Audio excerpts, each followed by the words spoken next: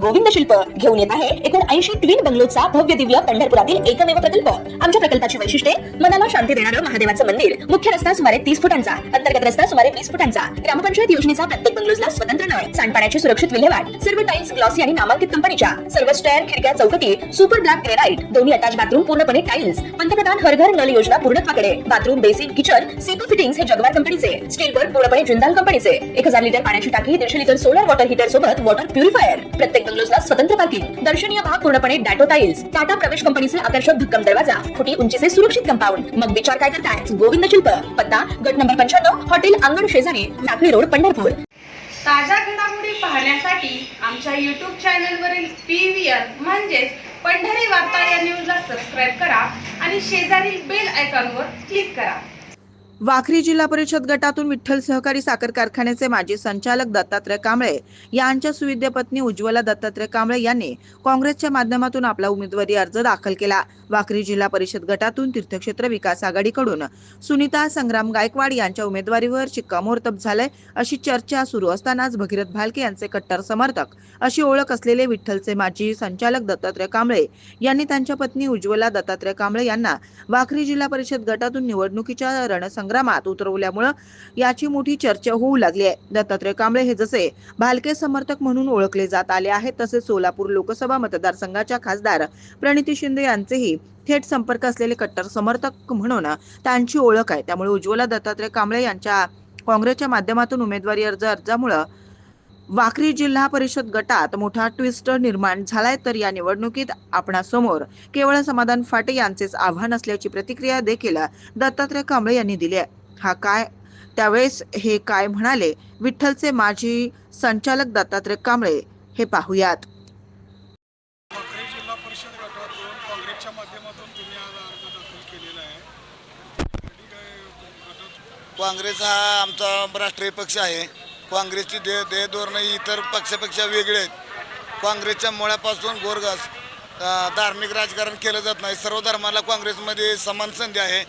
आणि आपण पंढरपूर तालुक्याचा जर विचार केला तर पंढरपूर तालुक्यामध्ये अशी परिस्थिती निर्माण झाली की काल मोठा नेता कुठल्या पक्षात होता, आज कुठल्या पक्षात आहे, उद्या कुठल्या पक्षात जाईल ह्याचं काय कोणाला गणित समजत नाही। पण आम्ही वारंवार पहिल्यापासून काँग्रेस पक्षाचं काम करत आलो आहे। शिंदे साहेबांच्या माध्यमातून आम्ही काँग्रेसचं काम केलेलं आहे। त्याचबरोबर मध्यंतरी झालेल्या गेल्या पंचवार्षिक निवडणुकीमध्ये लोकसभेच्या निवडणुकीमध्ये आम्ही प्रणिताई शिंदे यांना मतदान केलं। या पंढरपूर तालुक्यानं लीड दिलं आणि प्रणिताईच्या नेतृत्वाखाली आम्ही आज संदीप पाटील आमच्या तालुक्याचे अध्यक्ष आहेत, यांच्या मार्गदर्शनाखाली आम्ही उमेदवारी अर्ज भरणार आहे।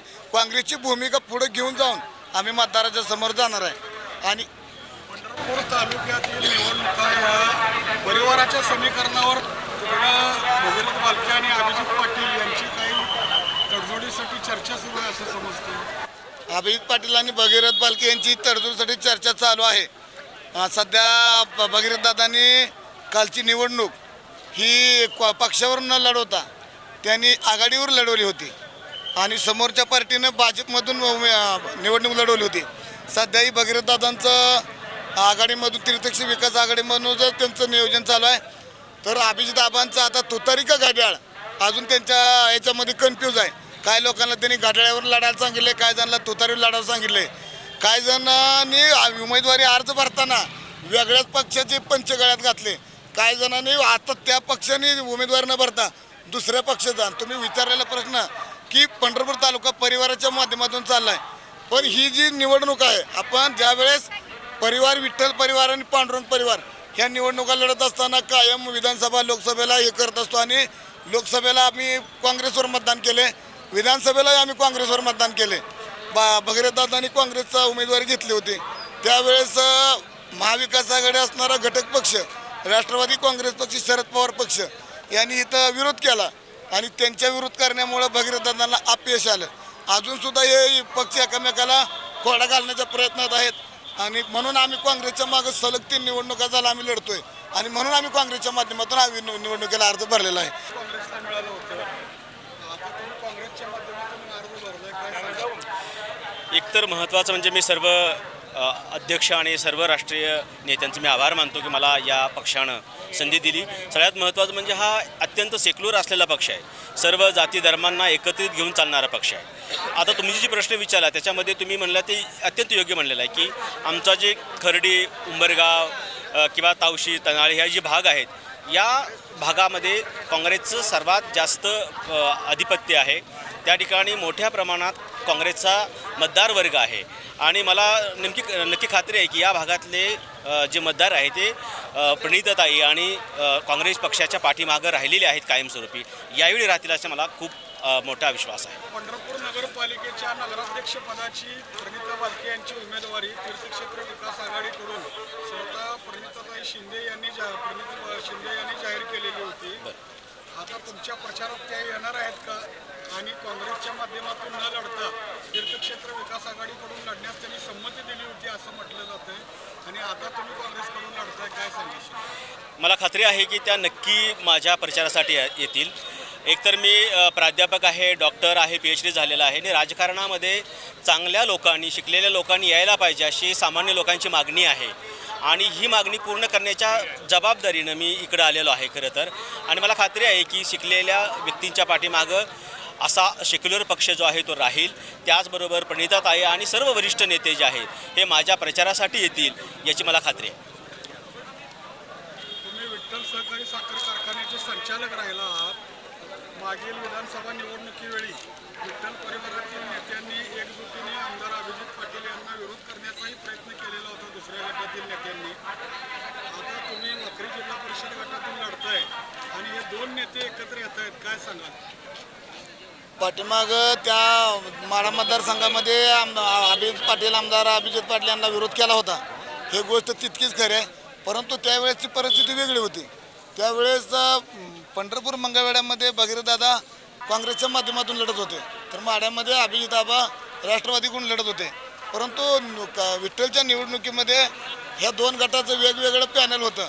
दोघांचे दोन गट आणि ह्या दोन पॅनलमध्ये अभिजित आबांचा पॅनल निवडून आलेला होता आणि त्याच्यामुळे ही विठ्ठल परिवाराच्या दुसरा पॅनल हा भगीरथ बालकेंचा होता.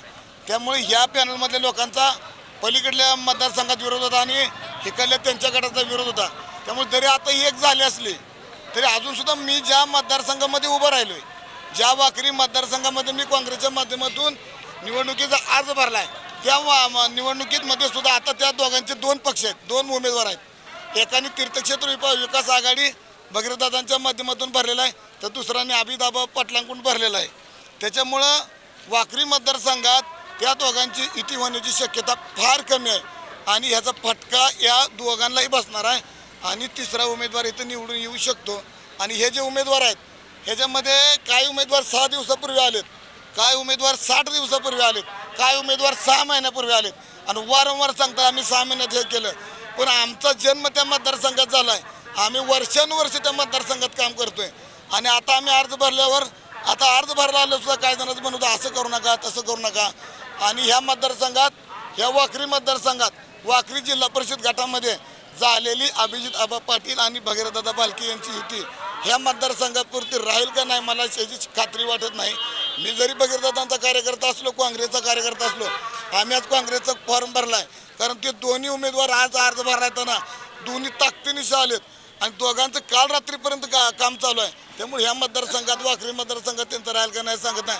आणि वाखरीची युती फुटल्यावर पुढची युती होईल का, पुढल्या मतदारसंघात काम होईल का, पुढल्या गटामध्ये 6 गटामध्ये ती एकीन राहतील का, हे आता परमेश्वराला माहिती आहे. ह्याचा फायदा ते समोरच्या पार्टीला होऊ शकतो. तुमच्या विरोधात भाजपकडून काळे समर्थक मैदानात उतरले, परिचारक समर्थक एकत्र आले, अशा वेळी आव्हान वाटत नाही काळे परिचारक युतीचं? आता भगीरथदादांचा जो उमेदवार आहे, अभिजित आबांचा उमेदवार आहे आणि काळेंचा उमेदवार आहे, ह्या तिघांचं आम्हाला आव्हान नाही.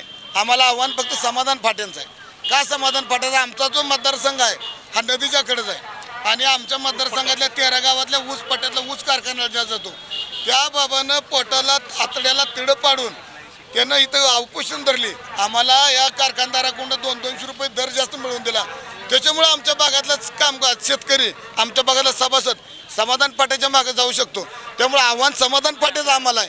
ह्या काळे किंवा ह्या आघाडीचं किंवा त्या परिचारक काळे आघाडी आणि तीर्थक्षेत्र विकास आघाडी आणि राष्ट्रवादीचा जो कोण उमेदवार असेल त्यांचं आमच्या पुढे आव्हान असणार नाही. फक्त समाधान पाट्यांचं आव्हान आमच्यासमोर आहे.